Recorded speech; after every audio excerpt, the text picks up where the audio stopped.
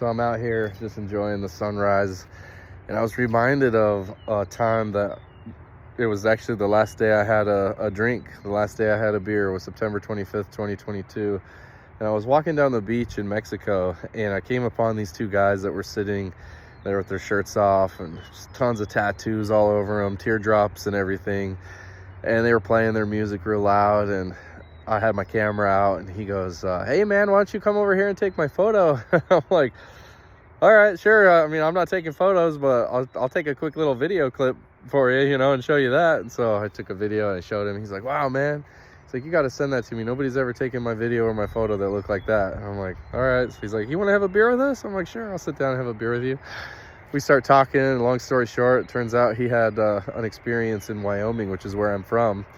He had been working there for a while and ended up just being at the wrong place at the wrong time, falsely accused of something he didn't do, and ended up serving time for it, actually. And after he tells me the story, with just some deep sadness in his eyes, I had a feeling, like I just had a deep feeling that he was telling me the truth. And so I just put my hand on his, I just asked, can I put my hand on your shoulder here? And he's like, yeah. I go, I just want to, on behalf, because I grew up in Wyoming, so I'm like, I feel like I can say this on behalf of all the residents of Wyoming, the state troopers, the government, whatever it might be, whoever falsely accused you.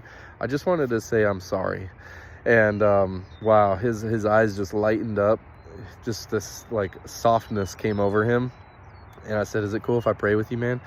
He said, sure. So I prayed with him, and we get done with the prayer, and he says, man, he's like, nobody stops and sees us. He's like, no, everybody walks by, they feel intimidated or something. He's like, nobody says hello. He's like, you're the first person in many, many days that have stopped and actually visited with us. Definitely nobody stops to pray with us. He's like, that was really cool. He's like, I tell you what, man, he's like, anytime you and your family come to Mexico, your family's my family. And he just gave me his number, and yeah, we just created this really cool moment. And so that's been kind of my prayer lately in life, is just, God, use me, like send me, like I don't know where you're gonna send me, but I just want to go. I want to go into the dark places and bring your light.